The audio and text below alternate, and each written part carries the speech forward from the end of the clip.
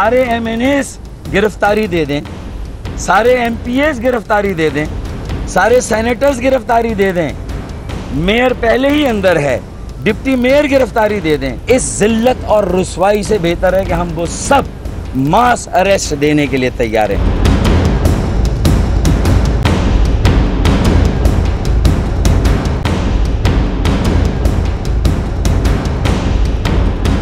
तहरीक इंसाफ वो काम कर रही है जो एक जमहूरियत में सारी जमातें करती हैं कि अगर जब आपको इंसाफ नहीं मिल रहा तो फिर आप पुरअमन एहतजाज सड़कों पे करके प्रेशर डालते हैं।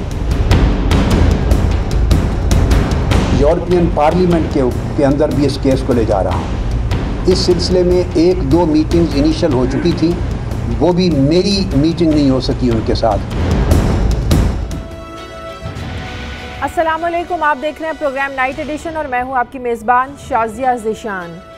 नाजरीन, सबसे पहले कराची की अगर आज बात की जाए तो आज सिंध असम्बली में अपोजिशन लीडर ख्वाजा इजहारुल हसन की गिरफ्तारी और फिर उन्हें गिरफ्तार करने वाले SSP मलीर राव अनवार की मुअत्तली ने एक हलचल सी पैदा कर दी है।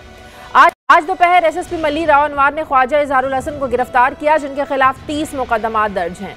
स्पीकर सिंध असम्बली आगा सराज दुरानी इस तमाम कार्रवाई से बेखबर रहे। हालांकि कानून के मुताबिक किसी भी मुअज़्ज़िज़ रुकन असम्बली की गिरफ्तारी से पहले स्पीकर को इस हवाले से बाखबर करना ज़रूरी होता है।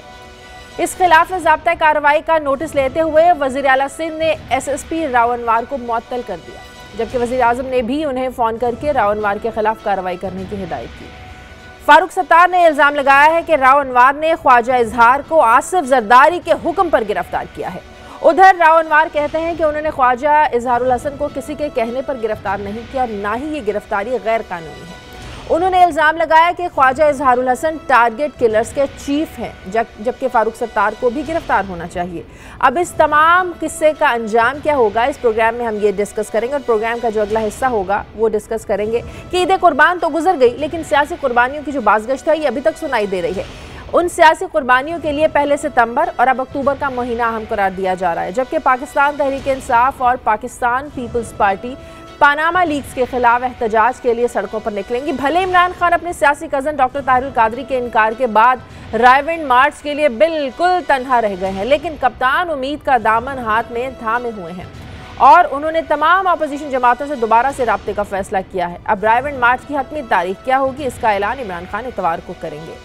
दूसरी जानिब पाकिस्तान पीपल्स पार्टी के नौजवान चेयरमैन बिलावल भुट्टो जरदारी भी हुकूमत मुखालिफ जलसे करने के लिए मुतहरिक हो गए हैं और अक्टूबर में नवाब शाह से हुकूमत मुखालिफ तहरीक का आगाज़ किया जाएगा। अब सवाल यह है कि क्या अपोजिशन मुत्तहद हुए बगैर हुकूमत पर पनामा लीक्स की तहकीकात के लिए दबाव डाल सकती है?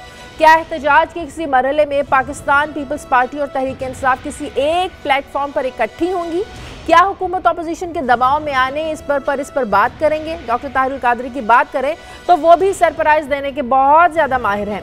पहले उन्होंने इमरान खान के साथ रायविंड ना जाने का ऐलान करके सरप्राइज दिया और अब वो तहरीक कसास छोड़कर और दूरी छोड़कर लंदन चले गए हैं, जहां वो अपने वकला से मुशावरत के बाद यूरोपीय यूनियन में, याद रहे कि उन्होंने कहा कि वो यूरोपीय यूनियन में सानेहा मॉडल टाउन के हवाले से पिटीशन दायर करेंगे। सवाल यह है कि क्या घर का मामला घर में ही हल नहीं हो जाना चाहिए? क्या दुनिया के सामने तमाशा लगने से मुल्क का नाम नहीं होगा? क्या मुल्क का कोई भी इदारा ऐसा नहीं जिसे डॉक्टर ताहिरुल कादरी को इंसाफ की उम्मीद हो? इस पर भी आज हम अपने प्रोग्राम में डिस्कस करेंगे। प्रोग्राम में मेरे साथ शहजाद चौधरी साहब मौजूद हैं, ज़फ़र हिलाली साहब कराची से मौजूद हैं और हमें कुछ ही देर में यास्मिन राशिद साहिबा PTI की रहनुमा ज्वाइन करेंगी। टेलीफोन लाइन पर मुस्लिम लीग नून के रहनुमा ज़ुबैर उमर भी हमें थोड़ी देर में प्रोग्राम में ज्वाइन करेंगे। मैं तमाम मेहमानों का बहुत शुक्रिया। शहजाद चौधरी साहब, आपकी तरफ आती हूँ। आज कराची में जो कुछ हुआ, ख्वाजा इजहार की गिरफ्तारी का तरीकाकार गलत था, ठीक था, इस पर तो बहस हो ही रही है, लेकिन उसके बाद जो सब कुछ हुआ, वज़ीर आज़म साहब ने सारे मामले में इंटरवीन किया, उसके बाद वज़ीर आला सिंध ने इस पर नोटिस लिया, राव अनवार को मुअत्तल किया, अब से थोड़ी देर पहले ख्वाजा इजहार की रिहाई जो है ना वो मुमकिन हो पाई है। इस सारे सीन में, इस सारे सिनेरियो में एक साइड ठीक है और एक साइड गलत है। अब वो इदारा जिसने ख्वाजा इजहार को गिरफ्तार किया, क्या वो ठीक है या वो लोग जिन्होंने राव अनवार की मुअत्तली का हुक्म दिया, नोटिस दिया, वो लोग ठीक है? ठीक कौन है, गलत कौन है? देखिए, ये ठीक और गलत वाली बात तो नहीं है, ये तो एक बेजा हिजान था मेरी नज़र में, जो कि 3 घंटे जिसने इस कौम को हिजान में मुब्तला रखा है। उसकी वजह क्या बनी है, उसका मुहर्रिक क्या था, ये खुदा ही जानता है। लेकिन मुझे लगता है कि ये बगैर किसी मुहर्रिक के नहीं है। इसकी कोई ना कोई वजूहात हैं। वजह है कि ये हुआ, और ये हुआ क्योंकि ख्वाजा इजहारुल हसन तो पिछले इतने 2 महीनों से या डॉक्टर फारूक सत्तार के साथ ये अपनी नई MQM पाकिस्तान को लेके चलने की कोशिश कर रहे हैं, और वो रेंजर्स के साथ एक रात भी जाके गुजारा है, और उसके बाद गुजारने के बाद आके MQM पाकिस्तान की बुनियाद भी डाल दी। अच्छा, अब इनके ऊपर अगर इल्ज़ामात हैं और इनके ऊपर मुकदमात हैं तो ये तो इसी पाकिस्तान में काफ़ी अरसे से मौजूद थे, और ये राव अनवार हों या वहाँ की जो सूबाई जो लॉ एंड ऑर्डर की मशीनरी है, उन सबके सामने है। तो अगर ये सब कुछ था तो फिर आज इसके करने की ज़रूरत क्यों महसूस हुई? 2 दिन पहले सिंध की एपेक्स कमेटी का इजलास होता है। उस एपेक्स कमेटी के इजलास के अंदर कुछ ना कुछ तो हुआ जिसने कि राव अनवार को ये ताकत दी कि जाके वो ये काम करे। अब इसका मकसद क्या है? अगर तो मकसद ये है कि MQM के अंदर की जो तोड़ फोड़ है, उसकी जो MQM पाकिस्तान की नई शक्ल बनाना चाह रहे हैं, उसके लिए कुछ लोगों को वो किसी ना किसी शक्ल में जो उनकी गलतियां हैं, जो उनके जुर्म हैं, उनको वहाँ पे उसको डालना चाहते हैं। तो उसमें अगर वसीम अख्तर से रिलेटेड 12 मई के मामले में इनको लेके आना था, ज़रूरी अंदर आना था, तो बड़ा भोंडा तरीका था। अच्छा, अब अगर ये था कि ये सूबाई हुकूमत ने फैसला किया कि ये काम किया जाए, चाहे किसी को खुश करने के लिए या अपने किसी मकसद के लिए, तो खामखा में अगर किसी और ने नहीं कहा तो उनका नाम बीच में आना शुरू हो गया, यानी एजेंसीज़ का, यानी रेंजर्स का। वो तो उनको अपना काम किए जा रहे हैं, तो क्या उनकी माँ पे ये काम किया गया? अगर उनके माँ पे काम किया गया तो फिर आज छुट कैसे गए? क्योंकि फिर छुटना नहीं चाहिए था। आज तक तो जो उनकी माँ पे आया वो छुटा नहीं कभी, इसका मतलब है उनकी माँ पे नहीं था तो किसी और। तो कहने का मतलब ये हुआ कि इतनी, और फिर राव अनवार को एक क्या कहते हैं कि कुर्बानी का बकरा बना के कुर्बानी की ईद पे, यानी इतने बड़े बड़े लोग, कारीगर जो फनकार पीछे बैठे हैं, जिस जानिब इशारा कर रहे हैं वो ठीक है। यही मैं कह रहा हूँ, इसकी इन्वेस्टिगेशन करने की जरूरत है ताकि डिटरमिन किया जाए कि कौन प्लेयर है इसका पीछे से, कौन प्लेयर है जिसने ये खेल खेला है, क्योंकि हैजान क्रिएट किया पूरी कौम के अंदर 3 घंटे के लिए। जफर इलाली साहब, फारूक सत्तार को पकड़ा जाता है, वज़ीर आज़म साहब की जानिब से, वज़ीर आला सिंध की जानिब से कोई इंटरव्यू की जाती, कोई इंटरव्यू नहीं करता। वसीम अख्तर साहब को पकड़ा जाता है, किसी जानिब से कोई दखल अंदाजी नहीं की जाती। ये मामला इतना अहम क्यों बन गया आज? पहले तो मैं ये कहना चाहूँगा शाजिया कि हैरानगी की बात है कि आज 28 लोग एक खुदकुश अटैक में मोमन एजेंसी में मारे गए हैं, और हमारे 80 चैनल्स में से एक चैनल भी ये खबर नहीं बता रहा है लोगों को। क्या अफसोस की बात है। हमें नहीं बता रहा है कि वो बेचारे कैसे मारे गए, क्या इमदाद उनको मिल रहा है, कौन जा रहा है उनको मदद करने के लिए। बस यही खबर है कि एक रोग पुलिस वाला जो है उसने जाके पता नहीं किसको अरेस्ट करने की कोशिश की है और एक हंगामा मच गया है। तो मैं बड़े अफसोस से कहना पड़ता है कि हमारे प्रायोरिटीज़ आर ऑल रॉन्ग। अब आप आ जाएं इस बात पे कि आप कह रही हैं कि ये इसका क्या हुआ है।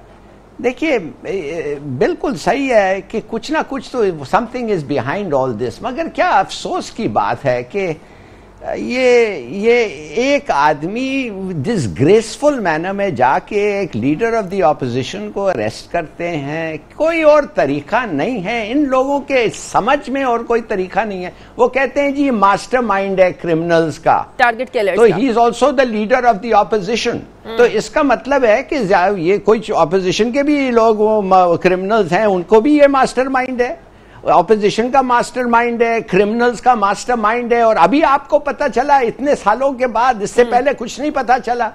और जब आप जाते हैं किसी के घर किसको अरेस्ट करने के लिए, खुदा के लिए कोई तो बहाना होना चाहिए। ठीक है, टेक्निकली जरूरत नहीं है कि आपके पास एक अरेस्ट वारंट हो, मगर खुदा के लिए कुछ तो ले जाएं, बताएं कि हम क्यों आ रहे हैं, और एक तरीका होता है करने के लिए।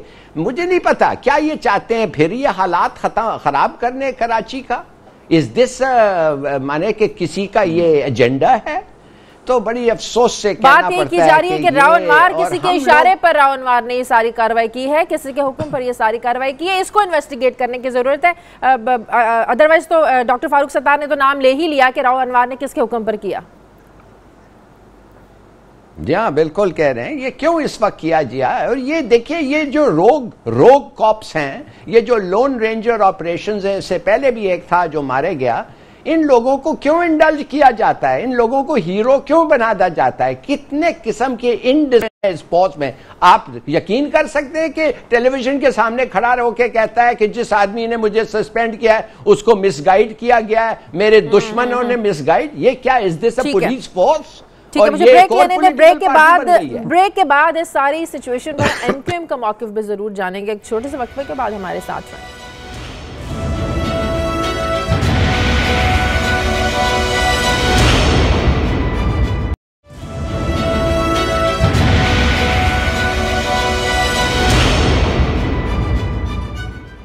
ब्रेक के बाद खुशामदीद। एमक्यूएम के रहनुमा सलमान मुजाहिद बलोच साहब हमारे साथ टेलीफोन लाइन पर मौजूद हैं। अस्सलाम वालेकुम सलमान साहब।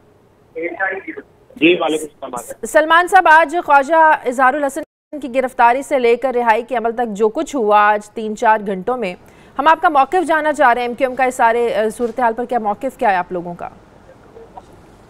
देखिए, अल्हम्दुलिल्लाह अब तो ख्वाजा इजहार भाई की रिहाई में आ गई, अमल में आ गई है। और हम ये समझते हैं कि आज का जो एक्ट है SSP की जानिब से वो काबिल मजम्मत था, इंतहाई शर्मनाक था। और जिस तरह से वहाँ पे ख़वातीन के साथ बदतमीजी का हित्तेकाम रवैया अपनाया गया, चादर और चारदीवारी का तशद्दुद का अमल किया गया। क्यों वहाँ क्यों नहीं? क्यों वहाँ क्यों नहीं? सलमान साहब, आप मुझसे बात कर रहे हैं? सलमान मुजाहिद बलोच साहब, आप मेरे से टेलीफोन लाइन पर मौजूद हैं? सॉरी, थोड़ा डिस्टर्बेंस था यहाँ पे। जी जी, बोलिए, आपको आवाज़ आ रही है?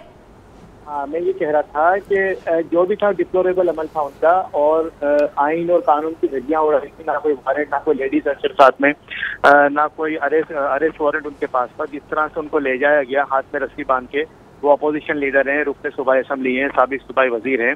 और अपोजिशन लीडर का भी प्रोटोकॉल वजीर आला के हिसाब से ही होता है। लेकिन समझ में नहीं आ रहा कि सूबाई सिंध में 2 हुकूमत चल रहा है, 1 हुकूमत चल रहा है, और किसकी रीट है किसकी नहीं है। बहरहाल वजीर आला सिंध ने, वजीर आजम पाकिस्तान ने इसका फौरी नोटिस लिया।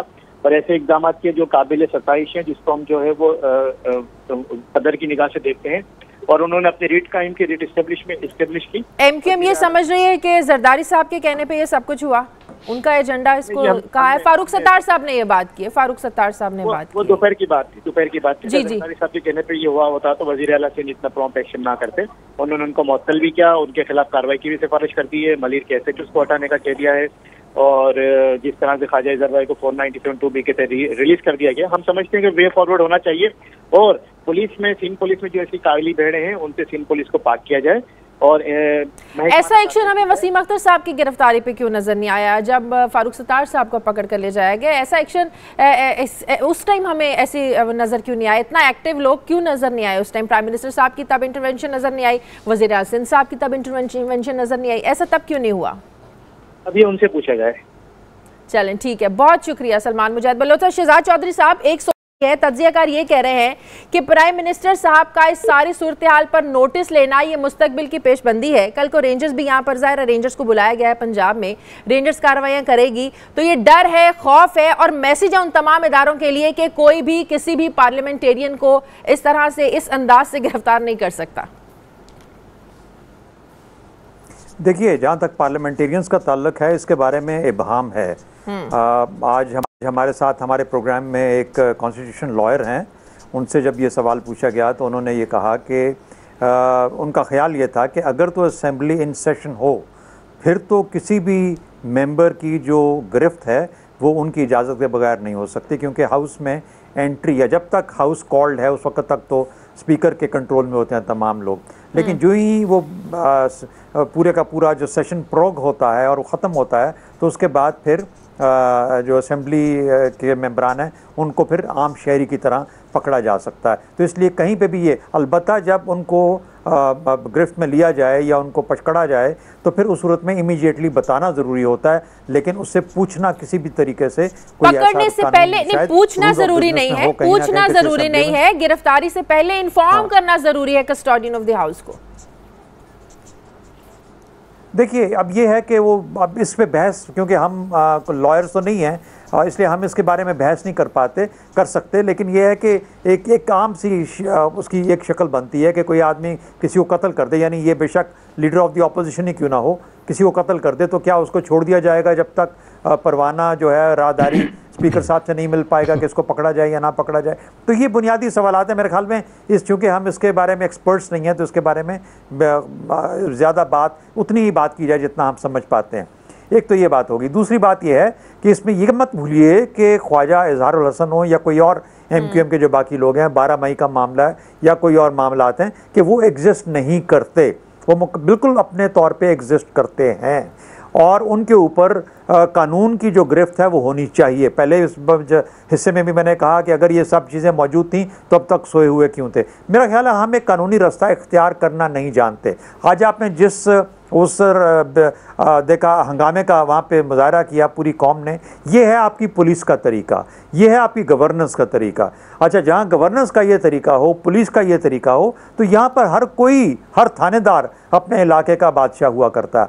तो इसलिए ये इसमें परेशान हो जाना या ये देख लेना, तो अगर आपको सीधा करना है तो सबसे पहले, इसीलिए सब लोग कहते हैं इस पुलिस के निज़ाम को सीधा कीजिए। और ये तो एक लीडर ऑफ द ऑपोजिशन था। क्या आम आदमी अगर इसमें किसी तरीके से उसके ऊपर पुलिस जाके पकड़े, उनकी औरतें हों, उनकी बेवकूफ़ी की जाए, उनकी बेहुरमती की जाए, तो फिर किस लेवल तक बात जाती होगी एक आम आदमी के लिए? मेरा ख्याल है लेकिन ये अब वो तो मामलात हैं जो कि किसी भी पुलिस का निज़ाम मोराल भी डाउन हुआ है। वो कह रहे हैं कि हम सबको ही मुअत्तल कर दिया जाए अगर इस तरह। एक मिनट जी, यही सवाल, यही जो चीज़ है, एनालॉजी आपके प्राइम मिनिस्टर पे भी आती है, चाहे वो पंजाब है, बलूचिस्तान है, कहीं पे भी है। अच्छा, अब अगर रूल ऑफ लॉ में पनामा लीक्स पिछले 5.5 माह से रिजॉल्व नहीं हो पा रहा, तो इसका क्या मतलब है कि ये है रूल ऑफ लॉ की वो शक्ल जो कि आज हमने कराची में देखी है? तो फिर तो किसी भी चीज़ से हमें हैरान नहीं होना चाहिए। मेरा ख्याल है कि अगर बनाना रिपब्लिक की कोई डेफिनेशन आती है तो फिर यही आती है जो कि आज TV पे नज़र आया। मेरा ख्याल है कि तमाम हुकूमतों को, इंक्लूडिंग द फेडरल गवर्नमेंट, ये सोचने की ज़रूरत है कि पुलिस का निज़ाम है, किसी और कानूनी सिलसिला है, उसको हम क्यों सही नहीं कर पा रहे और क्या वजह, और क्या इन्वेस्टमेंट होनी चाहिए उस काम में, चाहे वो ज़हनी है, चाहे वो माली है, चाहे वो ह्यूमन रिसोर्स के मामले से है कि उसको किस तरह सीधा किया जाए। ये काम नहीं हो रहे हैं इस मुल्क के अंदर। सही। ज़फ़र इलाही साहब, देखिए, ये माफ़ करिए, इस मुल्क को तो कार्टून्स चला रहे हैं। बनाना रिपब्लिक तो शायद कार्टून्स इधर चला रहे हैं और वो ऐसे हरकतें करते हैं जो वो खुद नहीं समझते हैं, हम क्या समझेंगे। अब आपको मैं एक छोटा सा मिसाल दूं। परसों मुझे एक पुलिस वाले ने गाड़ी रोका था मेरा, तो मैंने कहा हाँ भाई ठीक है। तो कहता है कि मेरा हक है आपको रोकना। मैंने कहा मैंने कुछ कहा है तुम्हें? तो कहता है नहीं। तो कहने लगा कि आप मेहरबानी से फिर गाड़ी से उतरेंगे। मैंने कहा कि तुम्हारे पास रीजनेबल कॉज होना चाहिए टू सस्पेक्ट, तो मैं वो जानना चाहता हूँ वो क्या है। कहता है मुझे कोई कॉज नहीं है सस्पेक्ट, मैं आपको जो भी करना चाहता हूँ मैं कर सकता हूँ। मैंने कहा नहीं, ये तुम नहीं कर सकते और मैं गाड़ी से नहीं निकलूंगा। अच्छा। बाद में उसका वो आया, वो उसका जो साथी था, और आके वो फिर वो थोड़ा सा शायद पहचान लिया या क्या वो करें। कहने की बात यह है कि आपको पता नहीं है ये किस किस्म के लोगों को रिक्रूट करते हैं। ये जो है ये दहशत गर्दी फैलाते हैं। मेरे घर के बाहर कंस्ट्रक्शन वर्कर्स को खामखा तलाशी लेते हैं कि किसी के पास शायद भंग निकले और उससे कुछ पैसे ले लें। I mean, I want to tell you कि it's gone out of hand। इस मुल्क में रोग्स इन यूनिफॉर्म फिर रहे हैं और फिर भी हम लोग समझते नहीं हैं। और हम ये जो बात हुआ है, आपने कभी प्लीज टेल मी SSP को कभी खड़े होके टेलीविजन कैमरास पे कहा सुना है कहते हुए कि चीफ मिनिस्टर जो मुझे सस्पेंड किया है उसको तो कुछ पता ही नहीं है, वो कर रहा है जो उसको तो कुछ लोग बता रहे हैं करने के लिए। I mean, अगर if those are not grounds for instant dismissal, what are? तो कहने की बात यह है शाजिया कि कब ये जो चीफ मिनिस्टर साहब बैठे हुए हैं, ये कब एक ऐसा डिसिप्लिन फोर्स की तरफ ले जाएंगे इस पुलिस को, कब वो रिक्रूट करेंगे उन लोगों को जो समझ सकते हैं। नहीं ये इंटरफेल्ड और 7 लाख दे के जो आते हैं कांस्टेबल के ओहदे पे रिक्रूट होते हैं, पैसे देते हैं और उन बेचारों को फिर पैसे बनाना पड़ता है वो पैसे मेकअप करने के लिए। खुद कहते हैं ये बात, 2 मिनट बैठ के चाय पिए वो सब चीज आपको उगल देंगे। तो कभी नहीं, ये तो समझे ही नहीं। 8 साल हो गए इस गवर्नमेंट का, और आप देखेंगे इनके लिए फिर वोट करके फिर ये इलेक्ट हो जाएंगे। It is impossible, as I am saying, ये मुल्क का कोई फ्यूचर है ही नहीं। और फिर कहा जाता है कि रेंजर्स चले जाए तो शायद कराची के हालात बेहतर हो जाएं, जो कि बिल्कुल एक नामुमकिन सी बात लगती है। मुझे ब्रेक, वापस आते हैं छोटे से वक्फे के बाद, हमारे साथ रहें।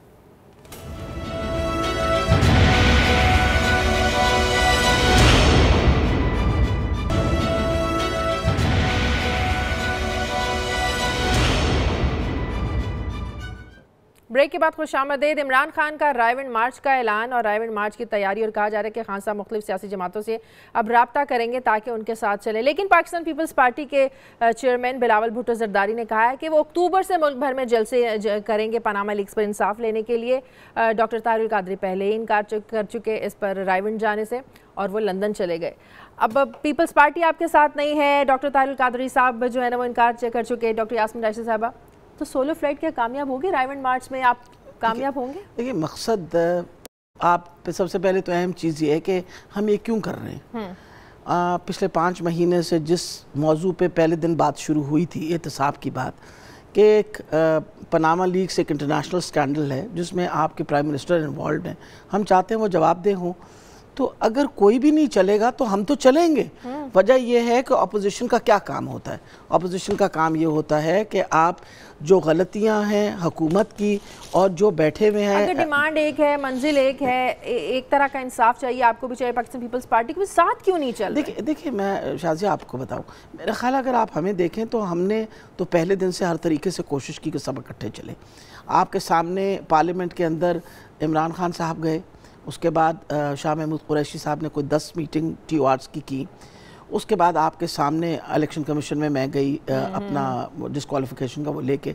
उसके बाद उन्होंने कहा कि जी वो स्पीकर साहब के पास जमा होना चाहिए, उन्होंने स्पीकर साहब के पास जमा करे। वो तो आपके सामने स्पीकर साहब ने मुनासिब गैर मुनासिब समझा, क्योंकि उन्होंने कहा कि इसमें तो कोई ठोस सबूत नहीं थे, और मुस्तरद करके उन्होंने इमरान खान के खिलाफ जो था वो आगे रेफरेंस भिजवा दिया। हालांकि इमरान खान का पनामा लीक्स में नाम नहीं है अपना, लेकिन उन्होंने मुनासिब ये समझा के भेज दें, शोइंग द पार्टिसन एटीट्यूड। फिर हम सुप्रीम कोर्ट के सामने, उनके रजिस्ट्रार नहीं, ऊपर तक तो किसी जज के पास तो वो बात ही नहीं गई, रजिस्ट्रार ने नीचे से कह के भेज दिया कि ये फ्रिवलेस है। मकसद ये है कि ये आपको भी पता है और मुझे भी पता है कि जो डॉक्यूमेंट्स हैं पनामा लीक से वो ऑथेंटिक हैं।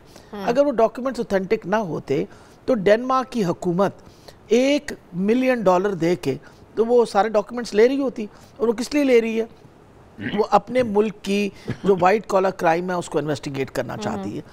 कैमरून जो है वो रिज़ाइन करके, और वो सबसे बड़ी ये बात है आके प्रेजेंट करता पार्लियामेंट को, अगर वो ऑथेंटिसिटी ना होती डॉक्यूमेंट्स की। आइसलैंड का प्राइम मिनिस्टर रिज़ाइन करता है तो उसका मतलब है डॉक्यूमेंट्स ऑथेंटिक हैं। मकसद ये है कि इस वक्त नवाज शरीफ साहब और उनके हवारियों ने वो काम इख्तियार किया हुआ है कि जो जेन्युइन बात है उसको ढक के उन्होंने काउंटर अटैक शुरू किया हुआ है बजाय अपनी सफाई पेश करने के लिए। इसलिए what is extremely important is कि हम बतौर अपोजिशन, हमारा काम है कि जो बात इस वक्त बदनामी का बायस बना है पूरे पाकिस्तान के लिए, पूरी दुनिया में हम बदनाम हुए हैं कि हमारा जो प्राइम मिनिस्टर है उसकी ऑफशोर कंपनीज़ है, उसके बच्चों की ऑफशोर कंपनीज़ हैं, और जिन जिन लोगों की ऑफशोर कंपनीज़ हैं पर्टिकुलरली पनामा लीक्स के अंदर, हम चाहते हैं उसकी इन्वेस्टिगेशन हो, उसका एहतसाब हो।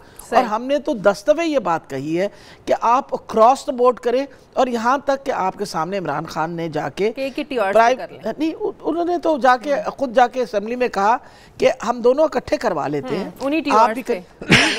आप भी करवाइए, मैं भी करवा लेता हूँ। मकसद ये है जब इरादा ही ना हो, अगर कोई इतनी साफ़ सुथरी बात होती और कोई मसला ना होता तो फिर तो आपको प्रॉब्लम ही नहीं होना था, आप आके बता देते कि जी मनी ट्रेल क्या है। लेकिन अगर मनी ट्रेल में कोई गड़बड़ है तो 5 महीने हो गए ना कि आप कौम के सामने बात करने को तैयार नहीं है। तो आप ये बताइए कि अगर इस तरह की करप्शन हुई हुई है और पाकिस्तान से पैसा बाहर गया हुआ है तो क्या हमें इस पर शोर नहीं मचाना चाहिए? मचाना चाहिए ना। तो हम शोर मचा रहे हैं और हम मचाते रहेंगे, उस वक्त तक मचाते रहेंगे। सब एक प्लेटफॉर्म पर इकट्ठे नहीं हो रहे। शहजाद चौधरी साहब, आप समझते हैं कि पीपल्स पार्टी तहरीक इंसाफ, तमाम अपोजिशन जमातें अगर मिलकर चलती तो और किस्म का प्रेशर होता हुकूमत पर। लेकिन अब हुकूमत मुतमईन है, उन्हें तसल्ली है कि अपोजिशन मुत्तहद नहीं है और शायद वो प्रेशर नहीं है उन पर, और हुकूमत का कुछ नहीं बिगाड़ सकती अपोजिशन जमातें। देखिए, जो इनको इकट्ठा करने का जो हम एक ऑब्जेक्टिव रखते हैं, उसके लिए तो ये होगा ना कि फिर हम सब मिलके मजबूर करें इन तमाम पार्टीज़ को कि वो इस मार्च में पीटीआई के साथ इकट्ठे चल पड़ें। अच्छा, अब ये हर पार्टी की मर्जी है कि वो मार्च में हिस्सा ले या ना ले। कहाँ पे ये इकट्ठे हो सकते हैं? इसलिए march is not the right place जहाँ पर इनको इकट्ठा किया जा सकता है, क्योंकि वो हर लीडरशिप का अपना टाइम प्लान है, करे ना करे, करना चाहे ना करना चाहे। तो कहाँ पे इकट्ठे हैं ये सब लोग? ये पार्लियामेंट में इकट्ठे होते हैं, जहां पर लीडर ऑफ द ऑपोजिशन एक होता है, उसके तहत ये सब लोग एक पार्लियामेंट्री ऑपोजिशन के तौर पे एक एन ब्लॉक एग्जिस्ट करते हैं। तो सवाल ये पैदा होता है कि एज अ पार्लियामेंट्री ऑपोजिशन जहां ये ऑलरेडी इकट्ठे हैं और इकट्ठे करने की ज़रूरत नहीं है, वहाँ पे इनकी क्या एफर्ट्स रही हैं अभी तक? अनफॉर्चुनेटली नहीं। मुझे यूँ लगता है, इसमें कोई शक नहीं, कि जो डॉक्टर साहिबा ने पॉइंट्स बताए और जो आम तौर पर ऑपोजिशन और सारे लोग कह रहे हैं पनामा लीक्स के बारे में, बिल्कुल उनमें जान है, उनमें वज़न है। लेकिन अनफॉर्चुनेटली बदकिस्मती, ऐसा मुल्क जिसमें राव अनवार हो, जिसमें और बाकी लोग हों और अपनी मर्ज़ी के मामलात अपनी मर्ज़ी के तरीके से तय करें, वहाँ पर पनामा लीक का मामला भी कभी नहीं सामने आ सकता, ना तय हो सकता। अच्छा, तो अब इसका क्या है कि ये रियलाइज़ किया है पीटीआई ने और अपोजिशन ने, और ख़ासतौर पर पाकिस्तान पीपल्स पार्टी और पीटीआई ने, और अब they will continue to play this. वो खेलेंगे ज़रूर इसको, क्योंकि उनके हाथ में ये एक बॉल आ गया। इस बॉल को they will keep juggling up in the air, और खेलने में 2 साल गुजर जाएंगे असल एम और नए इलेक्शंस आ जाएंगे। 2018 तक पीएमएलएन को इतना गंदा कर दो कि वो रिलेटिवली कमज़ोर हो जाएं, और इनकी जो एजिटेशनरी पॉलिटिक्स है, इससे इनका जो इनका हक बनता है, इनका मोमेंटम डेवलप हो, इनका वोटर बेस बढ़े, और इस तरीके से। तो ये अब 2018 के इलेक्शन का खेल हो रहा है। गालिबन ये रियलाइज़ कर लिया गया है कि ना ये गवर्नमेंट उससे पहले जाएगी और ना ही मियां नवाज शरीफ को कुछ होने वाला है। लेकिन ज़फ़र इलाही साहब, इस सारी सिचुएशन के बावजूद ऐसा क्या प्राइम मिनिस्टर साहब इतने कॉन्फिडेंट क्यों है कि 2018 में दोबारा हुकूमत भी उनकी ही बनेगी? हर जगह जलसे हो रहे हैं, जा रहे हैं। कल भी उन्होंने कहा कि 2018 से पहले तमाम जो पूरे मुल्क की लोड शेडिंग खत्म हो जाएगी, बल्कि इजाफी बिजली जो है ना हमारे पास मौजूद होगी। ऐसी कौन सी चीज़ है जो उनमें इतना कॉन्फिडेंस पैदा कर रही है?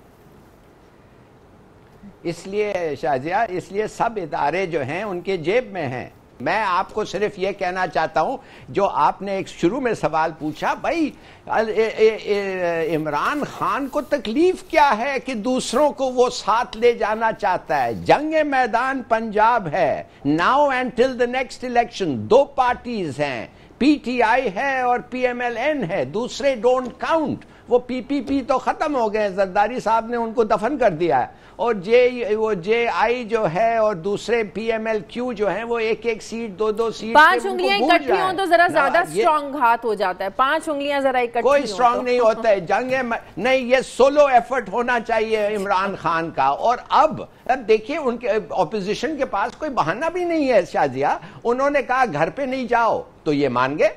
ये कहने लगे अच्छा भाई हम घर पे नहीं जाएंगे, 4.5 मील घर के फासले पे खड़े रहेंगे। आप इन्हें घर भेजना चाहते हैं? मामला सही हो गया। आप इन्हें घर भेजना चाहते हैं? जी, आप इन्हें घर भेजना चाहते हैं? बिल्कुल।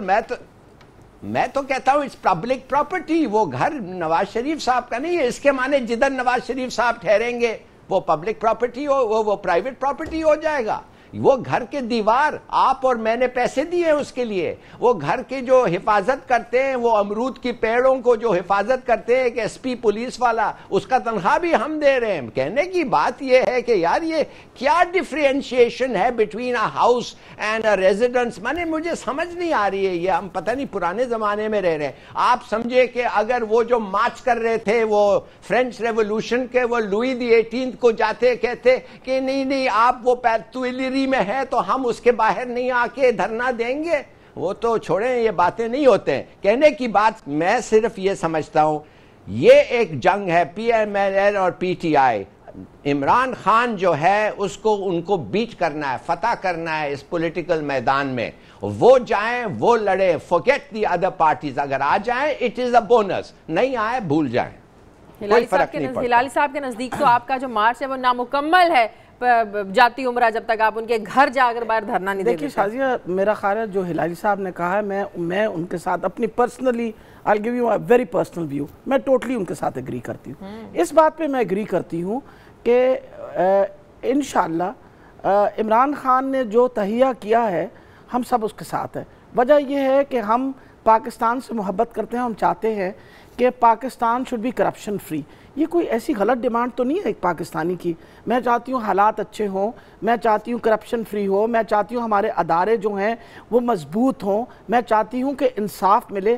क्या ये मेरी गलत चाहत है एक पाकिस्तान की सिटीज़न होते हुए? ये मेरी बिल्कुल अच्छी ख्वाहिशात है। मैं चाहती हूँ कि जब मैं कल इस दुनिया में न रहूँ तो मेरे बच्चों को एक महफूज फ्यूचर मिले इस मुल्क के अंदर। ये सारी जंग मेरी इस तहफ़्फ़ुज़ के लिए है। और अगर लोग कहते हैं कि जो जमहूरियत को हम डिरेल कर रहे हैं, तो मैं एक बात क्लियर करना चाहती हूँ, हम जमहूरियत को मजबूत कर रहे हैं। आप जब तक एहतसाब न करें जमहूरियत के अंदर तो आपकी जमहूरियत कभी कभी नहीं मजबूत हो सकती। और हमेशा एहतसाब जो है वो ऊपर से शुरू होना चाहिए। और इस वक्त मुझे अफसोस से कहना पड़ता है कि मिस गवर्नेंस की इंतहा है। फॉरेन पॉलिसी में we are a total failure. Poverty line में हमारी बढ़ गई है। हमारी जो एक्सटर्नल वो जो थी वो वाली बात है कि जी हम बाहर से बहुत ज़र मुबादला आ रहा है, वो हमारा ख़त्म हो गया है। सबसे ज़्यादा लोन इस पीरियड में लिया गया है और इस वक्त हर पाकिस्तानी 1,20,000 का मकरूज़ है।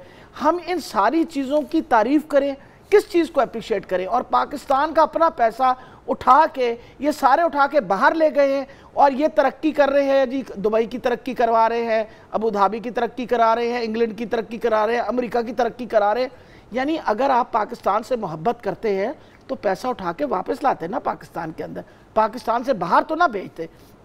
हमारी जंग पाकिस्तान की सालमियत के लिए, हमारी जंग उन गरीबों की आवाज के लिए जिनकी आवाज अभी तक किसी ने नहीं सुनी। हमारी जंग उस गुर्बत के खिलाफ है। ब्रेक के बाद आके जरा बताइएगा नई तारीख का ऐलान प्राइम मिनिस्टर साहब जो जनरल असम्बली के इजलास में शिरकत के लिए जा रहे हैं उनकी वापसी पर होगा या अपोजिशन जमातों को एतमाद में लेकर फिर खान साहब जो है वो नई तारीख का ऐलान करेंगे? एक छोटे से वक्फे के बाद।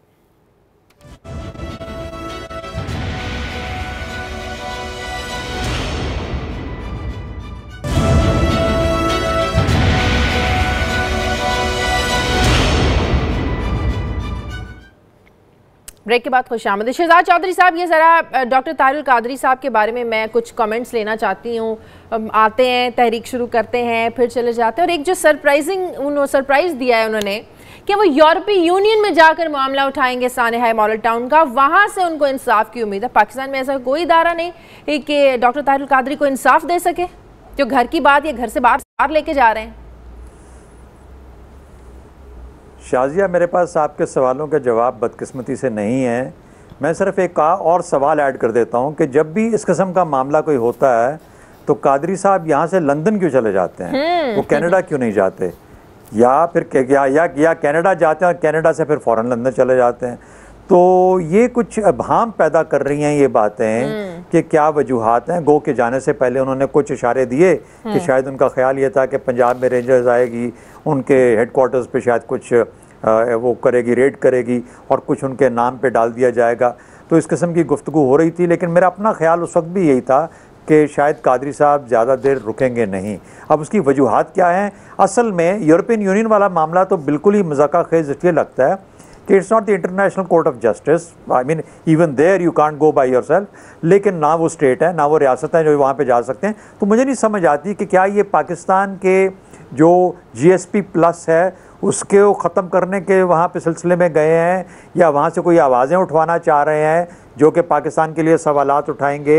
मुझे समझ नहीं आती कि ये what is the purpose, what is the intent. वो यहाँ पे अदालतों में क्यों नहीं गए? वाई इज बीन वेटिंग के ये नजफी सानेहा मॉडल टाउन पर, मैं आपको इंटरप्ट कर रही हूँ, सानेहा मॉडल टाउन पर इंसाफ की हलचल तभी मचती है अवामी तहरीक में जब डॉक्टर ताहिरुल कादरी पाकिस्तान में मौजूद होते हैं। जैसे ही वो पाकिस्तान से बाहर चले जाते हैं कोई बात ही नहीं करता। और दूसरी बात यह है कि चलिए वो रिपोर्ट नहीं हो रही, रिलीज़ नहीं हो रही, गवर्नमेंट उनकी पंजाब की गवर्नमेंट रिलीज़ नहीं कर रही, लेकिन ये why are they not using the legal या जुडिशल एवेन्यूज़ मुझे इसके ऊपर हैरानगी है कि ये जाते क्यों नहीं है हाई कोर्ट्स में, इन कोर्ट्स के अंदर ले जाएं मामले को, कहें जी कि हमें वो रिपोर्ट नहीं दी जा रही, मामलात को उठाएं, इनके वकील तगड़े हैं होने चाहिए, उनके थ्रू बात करें। क्या वजह है कि ये एक फेस ऑफ करते हैं और फिर फेस ऑफ करने के बाद फ़ौरन फिर एक बार मेल्ट हो जाते हैं और मेल्ट होकर कुछ अरसे के लिए फिर गायब हो जाते हैं? तो why is he not really taking it, why does he want to keep this issue alive? मुझे इसकी समझ नहीं आ पा रही। मे बी हिलाली साहब can help us better over there. Hilali साहब को हंसी आई थी, मैं पूछना चाहूंगी किस बात पे हंसी आई थी हिलाली साहब को? देखिए, बात सीधी सादी है कि ये तो बिल्कुल मानना पड़ेगा कि अब 3 दफे वो आए और 3 दफे भाग गए हैं, और ये लोग जो उनके बारे में कहते हैं वो ऐसी चीजें कह रहे हैं उनके बारे में कि बस he can not be taken seriously any more. अब मेरे ख्याल में वो नहीं आएंगे। मगर प्लीज अंडरस्टैंड उनका पोजीशन थोड़ा सोचिए, वो क्या कह के गए हैं। और ये मैं इमरान खान साहब का क्रिटिसिज्म उन्होंने किया है। उन्होंने कहा है कि भाई मैं जाना चाहता था, अच्छा मैं उनके साथ जाना चाहता था, उनके पास डेट नहीं था। मैं उनके साथ जाना चाहता था अपने लोगों को ले जाने के लिए, मगर वो नहीं बता रहे थे वो कितना देर उधर ठहरेंगे।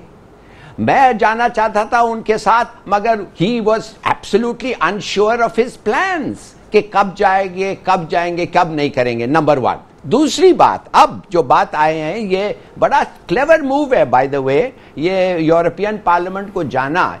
वैसे तो सही कह रहे हैं, उससे कोई हासिल उस लिहाज से नहीं होगा कि उनको कुछ रियल इम्पैक्ट माने कि उनको कोई रियल फायदा हो, मगर माय गॉड देखिए, पाकिस्तान को ले जाके यूरोपियन पार्लियामेंट के सामने एक पॉलिटिकल लीडर पाकिस्तान का ले जाके जब एविडेंस पेश करता है 300 डेप्यूटीज के सामने और सब लोग उसको सुनते हैं, आप समझ सकते हैं कि पाकिस्तान के लिए पब्लिक इमेज वाइज कितना डैमेजिंग ये है। सही। और मजे की बात ये है कि ये एक झूठ नहीं कह रहा है, वाकई 14 लोग मारे गए हैं, वाकई 2 साल हो गए हैं, वाकई गवर्नमेंट के लोग इन्वॉल्व हैं, वाकई उन लोगों को बाहर भेजे गए हैं गवर्नमेंट एक्सपेंस पे इन बिग जॉब्स।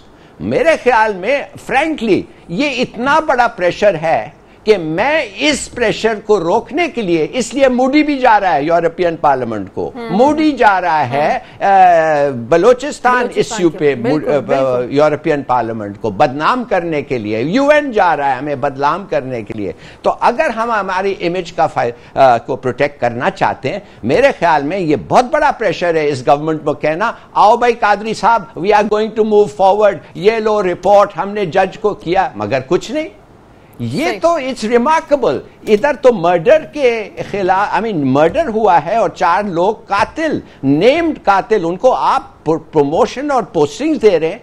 और दूसरे तरीके से सबसे बड़ा स्कैंडल हुआ है इंटरनेशनल, उस पे भी आप you don't want to come, तो you get away with murder and you get away with fraud. So अब रह क्या गया है इस मुल्क में? ठीक है। माफ करिए, it's a very big thing और Qadri is being very clever in that sense.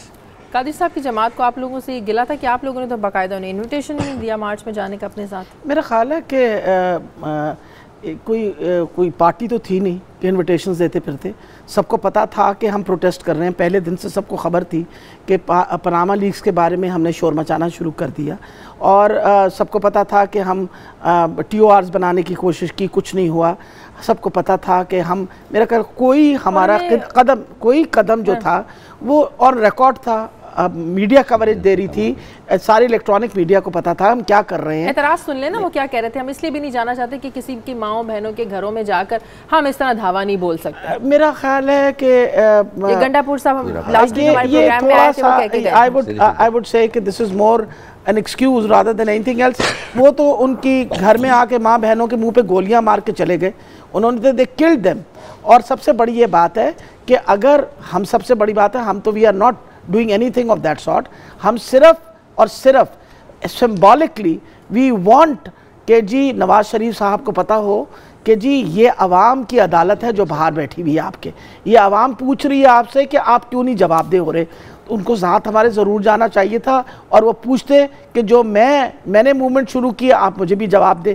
पर लेकिन ये है कि मुझे तो मेरा ख्याल है हिलाली साहब ने जिस तरह समझाया है तो शायद मेरी समझ में कोई बात आ रही है कि वो यूरोपियन यूनियन क्यों चले गए। लेकिन इस वक्त देखें पाकिस्तान के अंदर इस वक्त जो सिचुएशन डेवलप हो रही है उसको गवर्नमेंट जितना मर्जी टाल मटोल करे, one thing is definite, you can not put this under the carpet. अब मजीद this can not be swept under the carpet. ये जो पनामा लीक्स का शोर है ये कभी ना कभी तो निकलेगा। ये जितना मर्जी करते रहे, अब ये कहें कि जी नहीं इसमें प्राइम मिनिस्टर का नाम नहीं है। पिछली दफ़ा मैंने यही सवाल यहीं से पूछा था कि भाई अगर प्राइम मिनिस्टर का नाम नहीं है तो प्राइम मिनिस्टर ने अपनी बेटी मरियम नवाज को अपना डिपेंडेंट शो किया हुआ है, उनका नाम तो है। और फिर this is according to what we want कि जी वो समझाए ना हमें कि ये इतने पैसे कहाँ से आ गए। तो उनकी छोटी उम्र में, लाबालगी की उम्र के अंदर इतने पैसे आ गए कि उन्होंने इतने बड़े बड़े महल खड़े कर दिए। क्लोजिंग से पहले बता दें कि नई तारीख का ऐलान कब होगा। प्राइम मिनिस्टर साहब जा रहे हैं जनरल असेंबली के इजलास में शिरकत के लिए। एक तो आप जो प्राइम मिनिस्टर साहब जा रहे हैं उसके बारे में भी बड़ी बड़ी नहीं है। यहाँ तो प्राइम मिनिस्टर साहब कश्मीर के मसले में आवाज नहीं उठाते। यहाँ तो प्राइम मिनिस्टर साहब ने एक लफ्ज मोदी साहब को बोला नहीं।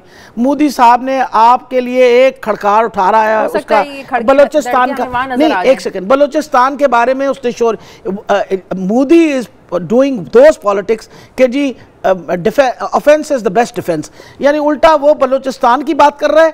आपको जबकि शोर मचाना चाहिए था, इस वक्त सारा कश्मीर इंतजार कर रहा है, आपके मुंह से कोई बात ही नहीं निकलती। आप बात सुनिए, घर से बात शुरू होती है, घर से बात शुरू होती है। हमारा अपना यहाँ क्या स्टांस होना चाहिए था कश्मीर के ऊपर, should have been said here, यहाँ बात करनी चाहिए थी इसके बारे में।